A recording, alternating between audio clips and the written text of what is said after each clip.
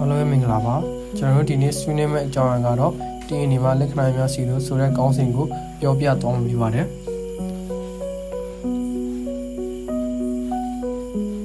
ကျွန်တော်ကတော့ grade 12အကြောင်းအဖြစ်ပြီးတော့ဖွင့်ဝင်ထဲမှာဆိုရင်စောချစ်စောမြမြောင်နဲ့စောချစ်မှုတို့ဖြစ်ကြပါတယ်ကျွန်တော်တို့တောင်းကတရှိတွေရဲ့လက္ခဏာများတွေကို DNA ကနေဘလို့ဖြစ်ပေါ်စေတယ်ဆိုတာကိုအတူတူကရှင်းပြသွားမှာဖြစ်ပါတယ်အနေကမှာဆိုရင် DNA ကိုမိတ်ဆက်မယ် DNA ကနေအနေကနေ protein ဘယ်လိုဖြစ်အောင်ဖြစ်စဉ်တွေပြောပြမယ်သူတို့ရဲ့ဥပမာတွေအရေးကြီးမှုတွေနဲ့ DNA နဲ့ကောက်ချက်တွေပြပြသွားပြပါတယ်ခင်ဗျာကျွန်တော်စတင်ပြောခင်မှာကျွန်တော်တို့ရဲ့ရည်ရွယ်ချက်၃ချက်ကိုပြောပြပေးခြင်းပါတယ်ဒီမှာတည်နေတဲ့ DNA gene နဲ့ trait ကြားဆက်နွယ်မှုကိုရှင်းပြဖို့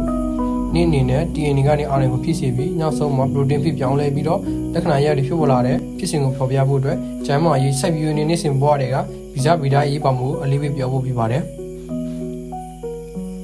အခုတော့ကျွန်တော်တို့ခြေခံကနေစလိုက်အောင်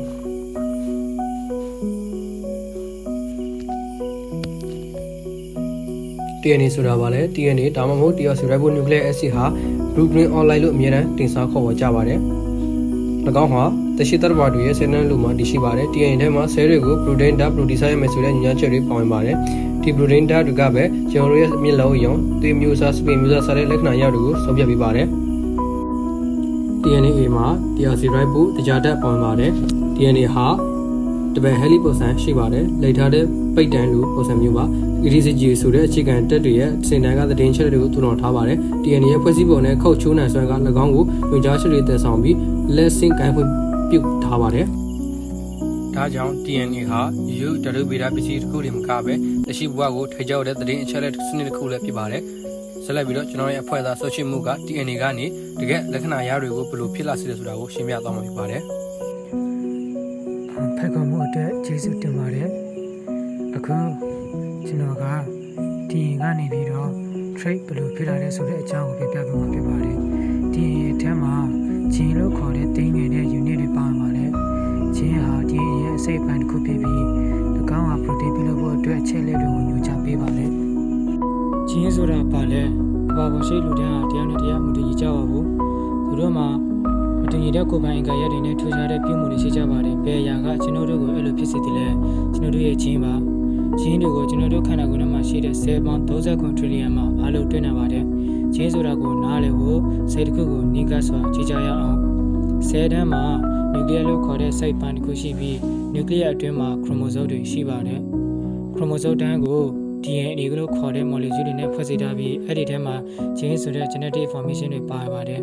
gene တွေက protein တွေကို encode လုပ်ခြင်းဖြင့်ခန္ဓာကိုယ်ထဲမှာလုပ်ငန်းစဉ်မျိုးကိုညွှန်ကြားပေးပါတယ် gene တစ်ခုချင်းစီရဲ့အဓိကလုပ်ဆောင်ချက်ကိုအပိုင်းလေးပိုင်းခွဲလို့ရပါတယ်ပထမအနေနဲ့ gene ကခန္ဓာကိုယ်အတွင်းရှိကြက်သားအယိုးကက်တလစ်နဲ့အခြားအတွင်းပိုင်းဖွဲ့စည်းပုံတွေကိုတည်ဆောက်ပေးမဲ့ protein တွေကိုဖန်တီးပေးပါတယ်ဒုတိယအနေနဲ့ gene က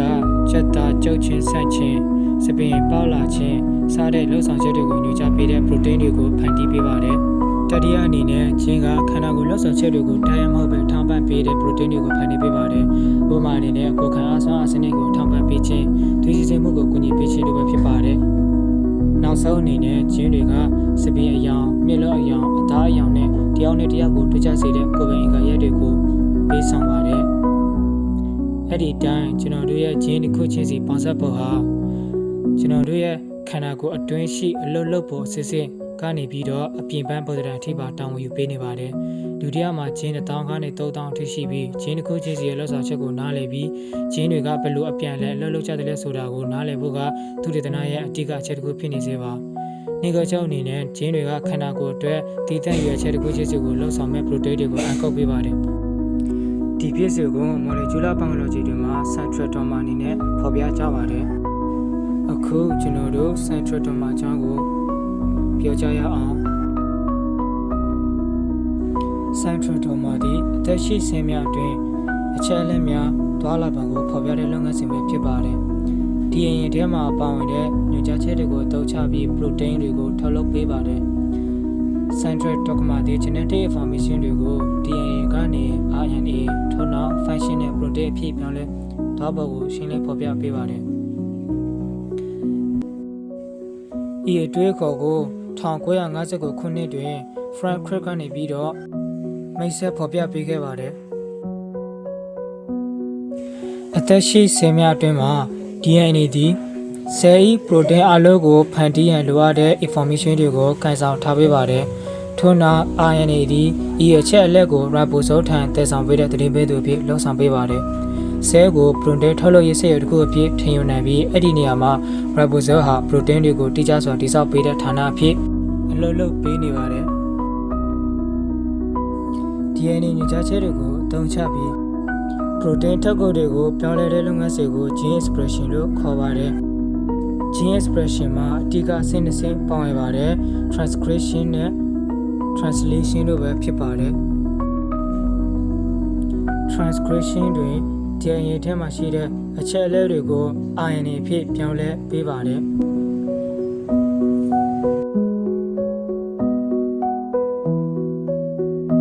translation တွင်ထို messenger RNA သည်ဆဲလ်၏ nucleus အတွင်းမှ cytoplasm ထဲရှိ ribosome များထံတည်ဆောင်သွားပြီးအဲဒီမှာတိကျတဲ့ protein တွေကိုတည်ဆောက်ပေးပါတယ်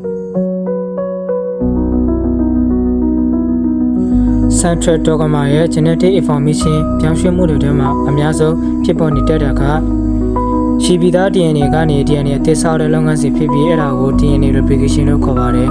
နောက်တစ်ခုက DNA ကနေ RNA အသစ်ဖန်တီးတဲ့လုပ်ငန်းစဉ်ဖြစ်ပြီး transcription လို့ခေါ်ပါတယ်ထို့နောက် RNA ကနေ protein အသစ်ဖန်တီးတဲ့လုပ်ငန်းစဉ်ကို translation လို့ခေါ်ပါတယ်ဒါအပြင် reverse transcription လို့ခေါ်တဲ့အခြားလုပ်ငန်းစဉ်လည်းရှိပြီးဒီကိစ္စမှာတော့ RNA ကနေ DNA အသစ်ကိုပြန်ဆောက်ပေးတဲ့လုပ်ငန်းစဉ်ဖြစ်ပါတယ်အဲ့ဒါတွေကို HIV ကဲ့သို့သော retroviral တွေမှာဖြစ်ပေါ်တတ်ပြီး RNA တွေက genetic information တွေကို DNA အသစ်ဖြစ်ပြန်လည်ဖော်ဆောင်ပေးတာပဲဖြစ်ပါတယ် central dogma ကိုကျွန်တော်တို့အမြဲတမ်းအသုံးချလို့ရပါမလားယနေ့ခေတ်ဓာတုဗေဒနဲ့သက်ဆိုင်တဲ့သုတေသနတွေထဲမှာတော့ central dogma ရဲ့အချို့အပိုင်းတွေကပြေဝမှန်ကန်မှုမရှိတော့ကြောင်းတိကျစွာလေ့လာတွေ့ရှိနေပါတယ်ယနေ့ခေတ်သုတေသနအများသည့်နိုင်ကုတ်တဲ့ RNA ၏လှုပ်ဆောင်ချက်တွေကိုစူးစမ်းလေ့ကျင့်ပါတယ်၎င်းတို့ဟာ central dogma ကိုတိကျစွာလက်နံမှုမရှိတော့လဲဆဲအတွင်းမှာရေးပါတဲ့လှုပ်ဆောင်ချက်တွေကိုထမ်းဆောင်နေကြပါတယ်ချိန်ချုပ်အနေနဲ့ central dogma ဟာ DNA ကနေ RNA ဖြစ်ပေါ်ပြီး RNA ကနေ protein ဖြစ်ပေါ်တဲ့ဆိုတဲ့သဘောတရားကိုရှင်းပြပေးတာဖြစ်ပါတယ်ဒါကြောင့် protein ဟာကျွန်တော်တို့အတွက်အရေးကြီးပါတယ် protein ရဲ့အရေးကြီးပုံကိုကျွန်တော်တို့ရဲ့အထင်မှပါစောချစ်ဆိုကနေပြီးတော့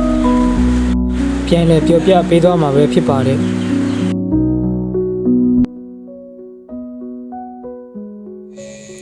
ပရိုတင်းဟာဘာကြောင့်အရေးကြီးတာလဲ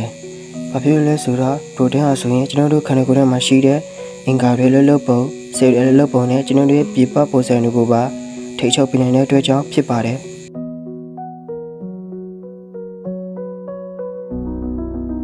DNA ကနေ trait ဘလို့ဖြစ်သွားလဲဆိုတဲ့အမှန်တကယ်ဥပမာတချို့ကိုကြည့်ကြပါစို့မတူညီတဲ့ဂျင်းတွေကဆိုရင်ဒီမြစ်လောက်ရောင်အမျိုးမျိုးကိုထုတ်လုပ်ပေးနိုင်ပါတယ်ဘလို့အရောင်တွေလဲဆိုတော့ blue အပြာရောင် brown အညိုရောင်နဲ့ yellow အဝါရောင်စရှိသဖြင့်ထုတ်လုပ်ပေးနိုင်ပါတယ် keratin protein တွေကိုဖန်တီးပေးတဲ့ဂျင်းတွေကဒီကျွန်တော်တို့ရဲ့ spin တွေကို straight ဖြောင်း wavy hair လမ်းပေါ်တဲ့နဲ့ဒီ curly hair အကောက်ပုံစံတွေဖြစ်မဲ့ဆိုတာကိုသတ်မှတ်ပေးပါတယ် DNA မှာပြောင်းလဲမှုတွေဖြစ်မဲ့ဆိုရင် hemoglobin protein တွေမိုင်းစာထုတ်ပေါ်လာနိုင်ပြီးယောဂတွေလည်းဖြစ်လာနိုင်ပါတယ် DNA ကနေဒီမျိုးရောထိဖြစ်ပွားပုံအစစ်စစ်ကိုနားလည်ထားဖို့ကအလွန်ရေးကြီးပါတယ်ဆေးပညာမှာ DNA နဲ့ trait ကိုနားလည်ထားခြင်းကကျွန်တော်တို့ကိုမျိုးဗီဇယောဂများလေ့လာစေနိုင်ပြီးကုသမှုများလည်းဖန်တီးနိုင်စေပါတယ် DNA ကိုနားလည်ထားခြင်းကြောင့်အရာလုပ်ငန်းမှာဒီ selective breeding ဖြစ်အပင်တွေနဲ့တိရစ္ဆာန်တွေကိုတိုးတက်အောင်ပြုလုပ်ပေးနိုင်ပါတယ်နေ့စဉ်ဘဝမှာ DNA နဲ့ trait ဆက်စပ်မှုအဆိုရင်ကလေးတွေကမိဘတွေနဲ့ပါကြောင့်စီတူနေရလဲဆိုတာကိုရှင်းပြပေးပါတယ် Nico Chuck DNA ထဲမှာဂျင်တွေပါဝင်တယ်ဂျင်တွေက protein တွေဖန်တီးဖို့အတွက်အညွှန်းချက်တွေပေးတယ် protein တွေကကိုယ်ရဲ့လက္ခဏာ trait တွေကိုဖန်တီးပေးတယ် DNA ကနေ RNA ကနေ protein ကနေ trait ဆိုပြီးလက်ပါမှု flow မှာဂျင်တွေကသဘောတရားတည်းလှုပ်ဆောင်နေတယ်ကျန်ပြချင်အနေနဲ့ကျောင်းသားများဆိုရင်ဒီမျိုးဗီဒကိုပုံနာမှုအတွက်ဆက်လက်လာသိမ်းပါတယ်ကျွန်တော်တို့ဟာဒီမျိုးဗီဒဆိုင်ရာတည်င်းချက်လက်တွေကိုစေပညာတွေမှာသုံးချပြီးတော့မျိုးဗီဒယောဂများကိုကုသသိမ်းပါတယ်တရားရေးသူတေသနာကိုလေယာလုပ်ငန်းနဲ့ပေါင်းနည်းပညာမှာသုံးချပြီးတော့လူမှုအကျိုးရလဒ်ရရှိစေဖို့အတွက်လှုပ်ဆောင်သိမ်းပါတယ်အချိန်ပေးတဲ့အတွက်ကျေးဇူးတင်ပါတယ်ကျွန်တော်တို့အခုမိကုန်းလေးဖြေကိုသွားကြရအောင်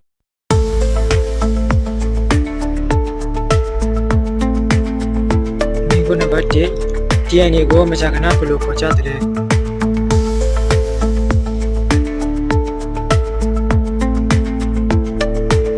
ဖြေကတော့ DNA ကိုမကြာခဏ blueprint online လို့ခေါ်ကြပါတယ်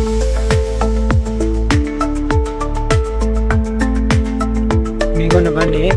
DNA ဂျင်းနဲ့ trait တို့ကြားကဆက်နွယ်မှုကိုရှင်းပြပေးပါ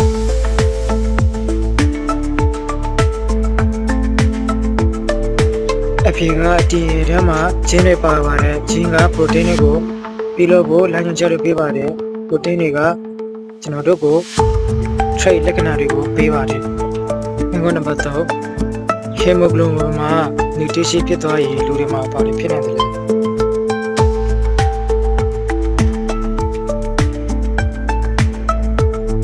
hemoglobin protein တွေမာသွားပြီးတော့ single cell anemia လို့ခေါ်တဲ့သွေးရောဂါတစ်မျိုးကိုဖြစ်စေပါတယ်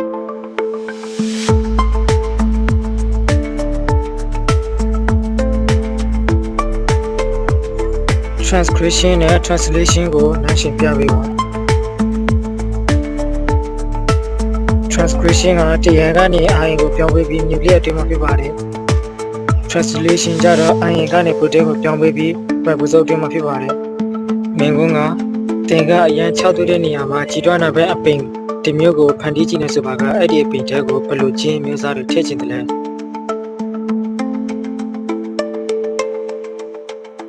အပင်ကရေကိုသိသိထားနိုင်တဲ့ protein ကိုထုတ်လုပ်ပေးမဲ့ခြင်းကိုထည့်သွင်းပါမယ်အဲ့ဒါကအပင်ကို6သွေးတဲ့ area မှာတက်ရှင်အောင်ကူညီပေးနိုင်မယ်ထင်ပါတယ်စိုက်ပျိုးရေးမှာ genetic engineer တွေကိုအသုံးပြုခြင်းကအကူအညီဖြစ်စေသလားဒါမှမဟုတ်အန်တီဖြစ်စေသလားကြောက်ပြချက်နဲ့တစ်ပတ်ဖြစ်ဆိုပေးပါအချို့ကျေးဇူးအနေနဲ့အစားအသောက်တွေရဲ့ထုတ်ကုန်ကိုမြင့်တက်စေပြီးတော့ယောဂခန္ဓာစားကိုတိုးပေးပါတယ်ဒါပေမဲ့တိနော်စာမတော့ပါကကျန်းမာရေးနဲ့ပတ်ဝန်းကျင်ကိုအန္တရာယ်တွေဖြစ်စေနိုင်ပါတယ်